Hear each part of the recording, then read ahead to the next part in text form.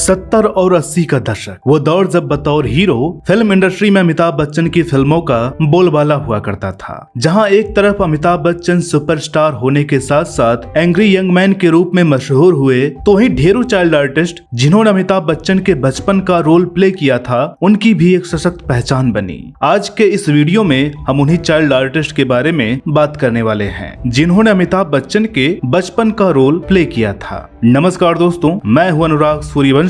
स्वागत है आपका नारद टीवी पर। अमिताभ बच्चन के बचपन के रोल में सबसे पहले जिस चाइल्ड आर्टिस्ट का चेहरा याद आता है उसका नाम है रवि वलेचा, जिन्होंने मास्टर रवि के नाम से वर्ष 1976 में रिलीज फिल्म फकीरा से डेब्यू किया था। ढेरों हिंदी और भोजपुरी फिल्मों में बतौर चाइल्ड आर्टिस्ट काम करने वाले मास्टर रवि की एक अलग पहचान बनी वर्ष 1977 में आई फिल्म अमर अकबर एंथोनी से। इस फिल्म के बाद मास्टर रवि को अमिताभ बच्चन की देश प्रेमी, शक्ति और कुली जैसी फिल्मों में अमिताभ के बचपन का किरदार निभाने का मौका मिला, जिसे दर्शकों ने खूब पसंद किया। विभिन्न भाषाओं में रवि ने लगभग 300 फिल्मों के अलावा कई टीवी धारावाहिकों में भी काम किया। बड़े होने के बाद मास्टर रवि यानी रवि वलेचा ने फिल्मों से दूरी बना ली और वे हॉस्पिटैलिटी इंडस्ट्री के व्यवसाय से जुड़ गए, जिसके अंतर्गत आज उनकी कंपनी इंडिया के टॉप प्राइवेट सेक्टर बैंकों को अपनी हॉस्पिटैलिटी की सेवाएं देने का काम करती है। 70 और 80 के दशक के सबसे मशहूर चाइल्ड आर्टिस्ट में से एक हैं राजू श्रेष्ठ, जो तब मास्टर राजू के नाम से जाने जाते थे।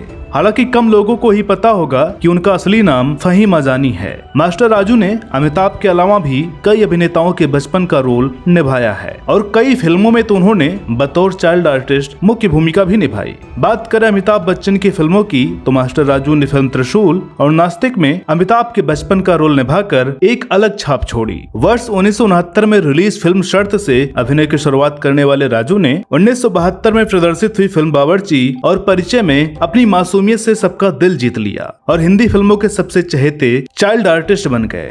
दोस्तों, राजू श्रेष्ठ तकरीबन 100 से ज्यादा फिल्मों में बतौर चाइल्ड आर्टिस्ट काम कर चुके हैं और वर्ष 1976 में आई फिल्म चितचोर के लिए बेस्ट चाइल्ड आर्टिस्ट का नेशनल अवार्ड भी जीत चुके हैं। दूरदर्शन के शुरुआती दौर से ही राजू ने धारावाहिकों में भी काम करना शुरू कर दिया था। उनका पहला धारावाहिक 1987 में आया था, जिसका नाम था चुनौती। इसके बाद उन्होंने ढेरों धारावाहिकों में काम किया, जिनमें अदालत, बड़ी देवरानी, भारत का वीर पुत्र महाराणा प्रताप, CID, बानी इश्क द कलमा और नजर 2 आदि प्रमुख हैं। दोस्तों, राजू आज भी बतौर अभिनेता सक्रिय हैं और हिंदी फिल्मों के साथ साथ टेलीविजन और क्षेत्रीय भाषाओं की फिल्मों में भी लगातार काम कर रहे हैं। राजू अभिनेता के अलावा एक वॉइस ओवर आर्टिस्ट भी हैं। वर्ष 2012 में उन्होंने ऑस्कर पुरस्कार प्राप्त फिल्म लाइफ ऑफ पाई के लिए भी डबिंग का काम किया है। राजू श्रेष्ठ की पत्नी का नाम है सीमा रोशन अजानी।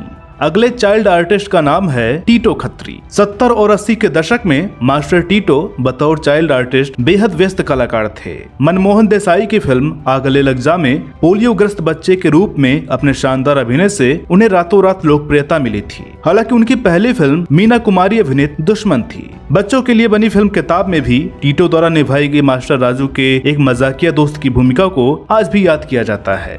वैसे तो टीटो ने कई फिल्मों में ढेरों अभिनेताओं के बचपन का रोल प्ले किया था, लेकिन उन्हें सबसे ज्यादा पहचान मिली थी वर्ष 1977 में रिलीज हुई फिल्म परवरिश से। इस फिल्म में अमिताभ बच्चन के बचपन का रोल प्ले करने के बाद मास्टर टीटो ने 1981 में रिलीज हुई अमिताभ बच्चन की फिल्म नसीब और याराना में भी अमिताभ बच्चन के बचपन की भूमिका निभाई। टीटो अमिताभ की कुछ और फिल्मों जैसे सुहाग और अमर अकबर एंथोनी में भी बतौर चाइल्ड आर्टिस्ट नजर आए, लेकिन इन फिल्मों में वे शशि कपूर और ऋषि कपूर के बचपन के रोल में थे। बड़े होने पर बतौर अभिनेता वे आखिरी बार आमिर खान की लव लव लव में नजर आए थे, जिसके बाद टीटो अभिनय छोड़ फिल्म प्रोडक्शन के काम में व्यस्त हो गए। आज उनकी प्रोडक्शन कंपनी फिल्मों के साथ साथ एड फिल्मों के लिए भी सर्विसेज प्रोवाइड करने का काम करती है। दोस्तों, जब भी अमिताभ बच्चन की कालजयी फिल्मों की बात होगी तो फिल्म दीवार का नाम जरूर लिया जाएगा। इस फिल्म में जितना अमिताभ बच्चन के किरदार को पसंद किया गया, उतना ही उनके बचपन के किरदार को भी किया गया था, जिसे निभाने वाले चाइल्ड आर्टिस्ट का नाम है अलंकार जोशी। इस फिल्म में काम करने के बाद मास्टर अलंकार हिंदी फिल्मों के मशहूर और सफल चाइल्ड आर्टिस्ट बन गए। कम लोगों को ही पता होगा कि बतौर चाइल्ड आर्टिस्ट सीता और गीता, ड्रीम गर्ल, अंदाज, दीवार, डॉन और शोले जैसी मशहूर फिल्मों में काम कर चुके अलंकार जोशी टीवी और फिल्म एक्ट्रेस पल्लवी जोशी के भाई हैं। दर्जनों बड़ी फिल्मों में काम करने वाले अलंकार जोशी पढ़ाई के लिए अमेरिका गए और IT बिजनेस से जुड़ गए। दोस्तों, अलंकार जोशी आज करोड़ों के मालिक हैं और उनकी कंपनी आज दुनिया के कई देशों में सक्रिय है। वर्तमान समय में अलंकार अपने परिवार के साथ संयुक्त राज्य अमेरिका में रहते हैं। अलंकार की पत्नी का नाम है नमिता जोशी। एक बेटे अक्षय जोशी के अलावा अलंकार की जुड़वा बेटियां भी हैं, जिनके नाम हैं अनुजा जोशी और अनीशा जोशी। यंग अमिताभ के तौर पर एक और चेहरा जो जहन में आता है वो नाम है मयूर वर्मा का। वर्ष 1978 में रिलीज हुई फिल्म मुकद्दर का सिकंदर में मास्टर मयूर पहली बार अमिताभ के बचपन के किरदार में दिखे थे। इस फिल्म में मयूर ने अमिताभ बच्चन के बचपन की भूमिका को कुछ इस तरह जीवंत किया कि वो अपनी पहली फिल्म से छोटे अमिताभ बच्चन के रूप में मशहूर हो गए थे।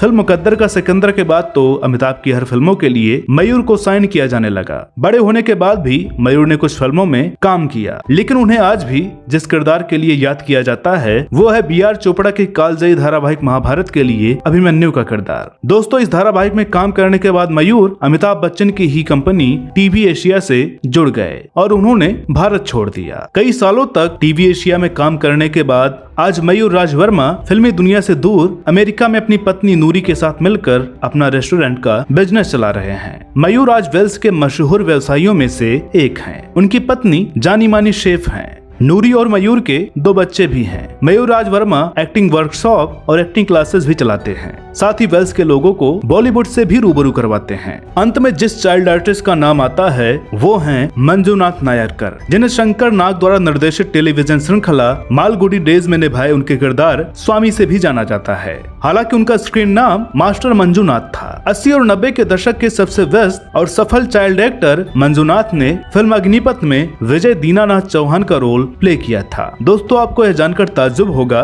कि मंजुनाथ ने 3 साल की उम्र से ही एक्टिंग करना शुरू कर दिया था। वे अब तक तकरीबन 68 कन्नड़, तेलुगु और हिंदी फिल्मों में काम कर चुके हैं, लेकिन उन्हें सबसे ज्यादा प्रसिद्धि मिली थी मालगुडी डेज में निभाए उनके स्वामी के किरदार से। हालांकि इस धारावाहिक से पहले ही वो 23 कन्नड़ फिल्मों में काम कर चुके थे। 19 वर्ष की उम्र में मंजुनाथ ने एक्टिंग छोड़कर अपनी पढ़ाई पर ध्यान देना शुरू कर दिया। आज मंजुनाथ अभिनय के क्षेत्र से पूरी तरह से दूर हैं और बेंगलुरु में खुद की PR कंपनी चलाते हैं। दोस्तों, मंजुनाथ नायरकर अब बड़े हो चुके हैं और पिता भी बन चुके हैं। उनकी पत्नी का नाम है स्वर्णरेखा नायरकर। तो दोस्तों, हमें उम्मीद है कि आपको हमारा आज का ये वीडियो जरूर पसंद आया होगा। वीडियो के बारे में अपनी राय कमेंट्स के जरिए जरूर करें। तो मिलते हैं अगले वीडियो में किसी और रोचक किस्से के साथ। तब तक के लिए नमस्कार। पुण्य कथा सिया राम की सुनाने, गाथा महाभारत के महासंग्राम की गाने, अनेकों पावन पौराणिक कथाओं का लेके उपहार नारद टीवी आ रहा है आपके द्वार। नारद टीवी प्रस्तुत करता है नारद वाणी, सनातन धर्म की अनेकों अद्भुत गाथाओं और जानकारियों से भरपूर अनूठा मंच। तो अभी सब्सक्राइब करें नारद वाणी YouTube चैनल को।